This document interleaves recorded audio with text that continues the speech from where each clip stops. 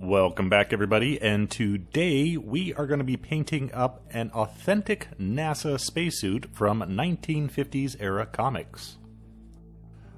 Really like the 50s pulp comic sci-fi look, and it's rare to find one in miniature form. Not a lot of sculptors make them, so this is going to be a real treat. And throughout this video, since I do get the question quite often, I'm going to explain to you why I choose to use certain color combinations on a miniature, and we are also going to go over how you can easily wet blend your paints rather than using oils. I'm going to show you a way you can do the exact same thing using acrylic paint.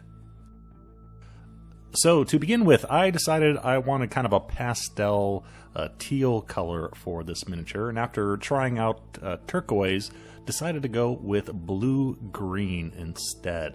So covering all the major cloth areas with this color. We're just going to do the base coats in this first round of painting. We'll worry about the highlighting and the shading later on.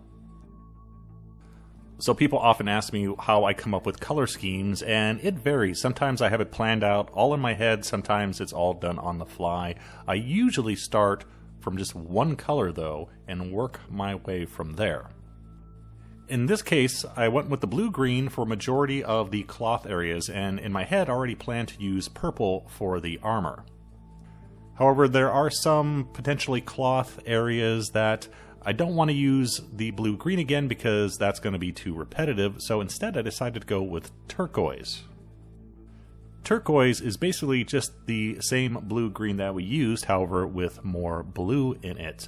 And by using it here, we're getting two distinct colors on the miniature, but they're so closely related to each other, they don't contrast too much with each other. They work very well. So I already have two colors on the miniature, but it sort of only acts like one color. And then getting to the metal bits, I already had the idea of using some shade of purple because I thought it would look very nice against our blue-green teal color. So we are going to use purple for the metal areas of the miniature. However, again, much like with the trim on the cloth parts, there are a few bits that we can't just put purple on everything. So I introduced, not shown here, but I also used magenta, which is a sort of pinker form of purple. So in the end, we've used 4 colors on this miniature. However, we could classify them as 2 primary colors and then 2 secondary colors that are very closely related to those primary colors. And in the end, visually, it works much better and much more cohesive going with this color combination of colors rather than using red and green and blue and white, for example. Moving on to our highlights, and this is going to be a simple affair. Going back to our original base coat colors, I am just going to hit each area in turn and add white to whatever our base coat color was. Using white to highlight is usually kind of a last resort if you can't find a more appropriate and colorful color to use as a highlight. However, in this case, white is perfectly acceptable because we are working in pastels.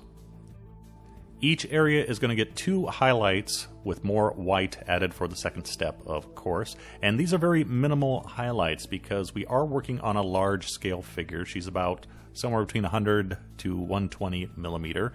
And as you go up larger and larger in scale, you don't need to force contrast through the use of shading and highlights because the natural eye can see the curves of the miniature easier as the figure gets bigger.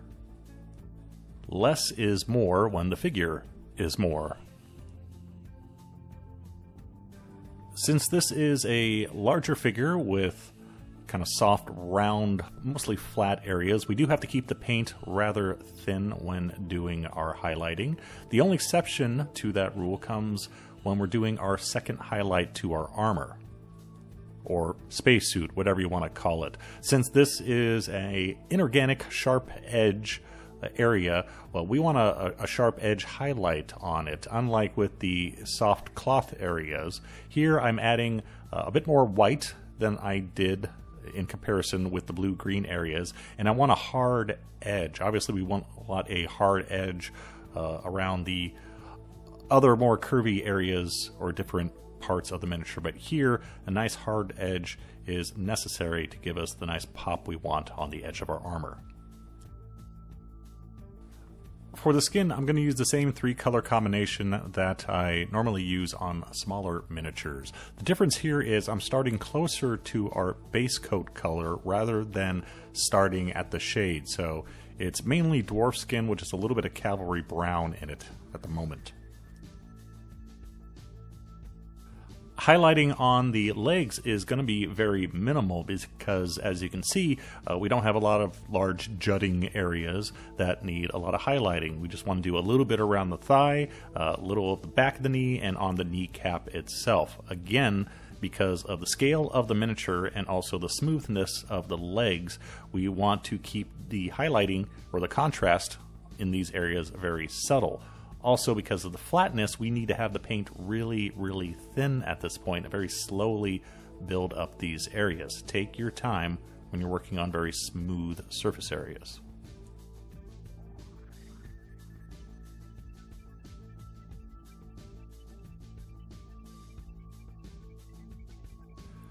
The face, on the other hand, we can have more contrast because we have more nooks and crannies to shade and highlight. As the face curves around the cheekbones, goes down to the neck, we have the mouth, of course, the eyes. All those areas, unlike the legs, need to be shaded and highlighted. So going through our regular process of highlighting, only doing 2 highlights in this case. Again, we do have a larger scale figure here, but just adding more and more of our pastel pink as we go through the highlights.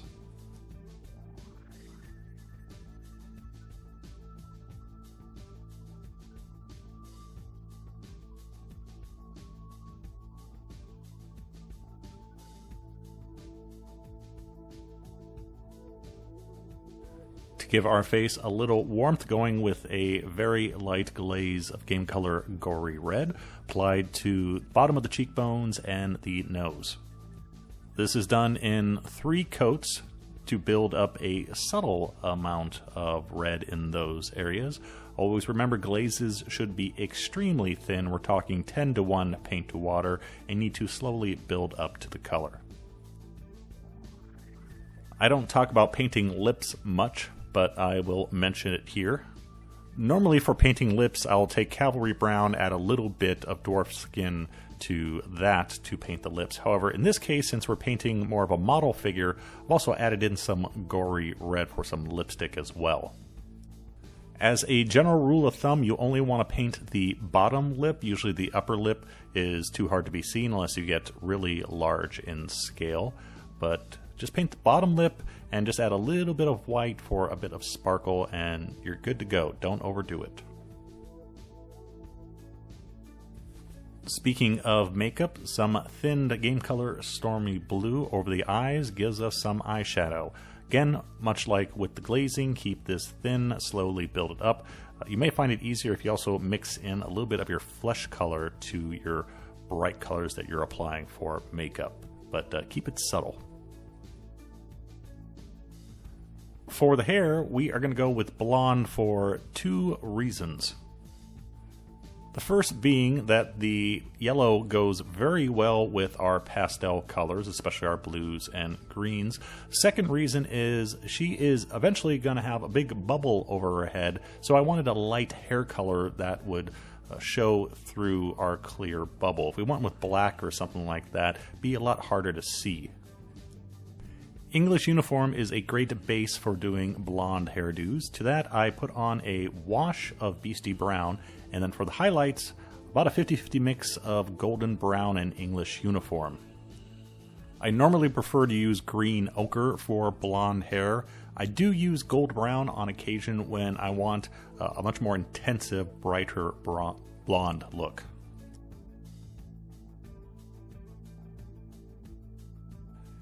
Then for our second highlight, adding beige to that previous mix. Remember, with hair, you do want a lot of contrast because that shows the depth of the hair, especially a big bouffant like this, we want the highlighting a little bit more extreme than if it was a short cropped haircut like a flat top.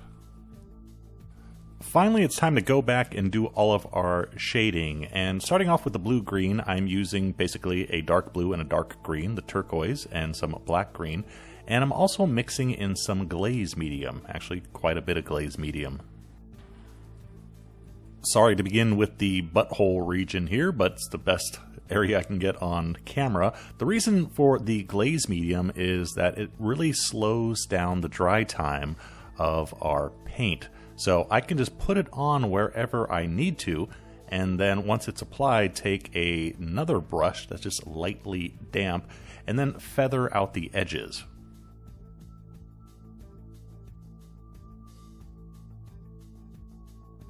This works really well on larger scale models like this because you could put your shade down as kind of like a wash, just block it in wherever you want, and then feather out the edges, basically softening or removing it if you get it in the wrong place.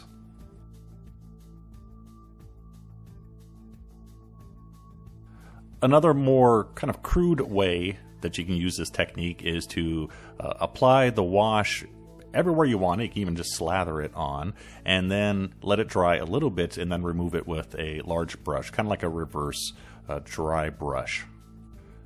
This version is obviously quicker, easier to do. However, you do run the risk of the paint eventually drying and then being too difficult to remove. So you do want to be careful if you're trying this technique. It's a little bit safer if you take the slow method of applying it and then immediately taking it off or blending it away.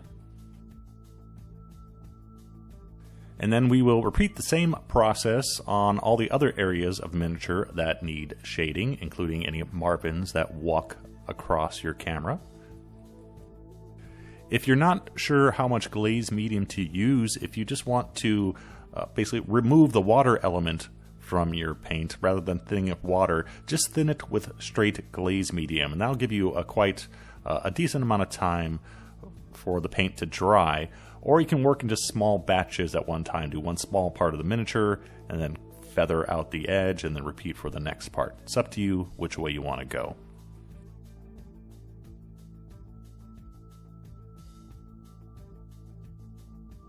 After our shade has dried completely overnight, we need to go back because we do need to add a dark line to various areas of the model. In this case, using blue-green, and mixing black into whatever the appropriate base coat color is, and once again a lot of glaze medium. This allows us to, basically this creates a pin wash, so we can just run it down the line wherever we want it to flow along our spacesuit, and if we get a little messy, it's totally fine because we can just clean that up with a Q-tip or a brush and just keep the wash in the recesses. I did this along the seam lines of the spacesuit, between the armored plates, and also wherever one area meets another. For example, the skin of the leg meeting the shorts. For the last few bits and bobs to paint on the miniature, I am using Vallejo Model Air Chrome. Now, this is a color that normally I never use because I don't like it. Despite the name Chrome, makes it sound like it's going to be very reflective and shiny, I actually find it much duller than the silver version of the Model Air colors, or even the steel. I think it's the blue they add to it. However, I did want a bit more of a matte look here anyway, so I decided to go with the chrome, and then simple wash over it, again with our glaze medium, making a wash with blue ink. Just kind of slathering it on and then wiping it off using the best blending tool that you have, a finger.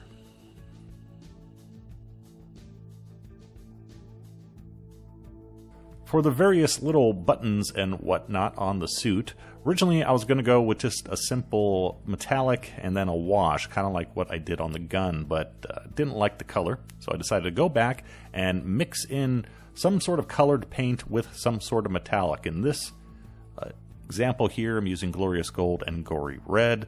In other areas, I use like steel and blue or steel and green, just to add a little few spots of color on our space gal.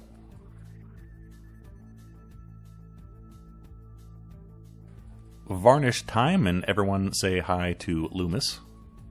Via the airbrush, I decided to apply a satin varnish over the entire model. That's another reason we can get away with doing very little highlighting or shading on this model, because the glossiness that we apply is going to create its own highlights.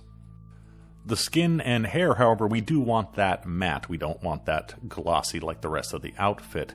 So we could mask off and airbrush this as well. However, it's fairly too small area, so just brushing on some matte varnish and we're good to go.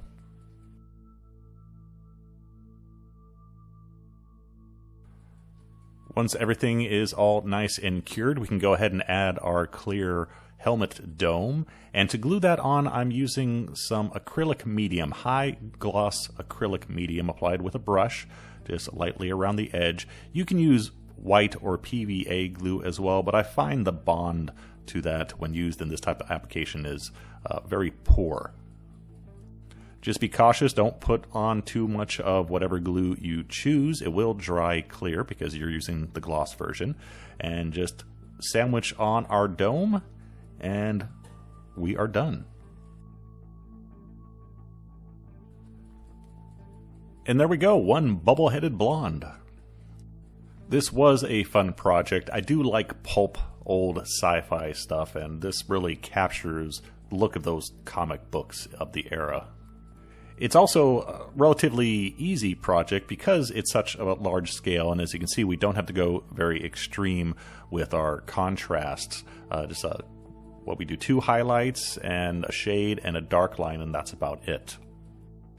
In fact, one of the areas that I think I could have improved on is I think I actually added too much contrast to the face. With the dome in place makes the face a little bit too dark in the recesses. I probably should have went a little bit easier on the shading there, as well as the legs. I got the right highlighting, but I think they should be a little bit of a lighter color because I did add more highlighting to the face, but to keep the legs looking nice and smooth, I did limit the amount of highlights I used there. But still, I am happy with the final results, and I hope you're happy with this tutorial. Go ahead and try some of the techniques that I've showed you, and let me know how they work out. Thanks for watching. Hope you enjoyed. See you next time. Bye-bye. Flag on the moon. How did it get there?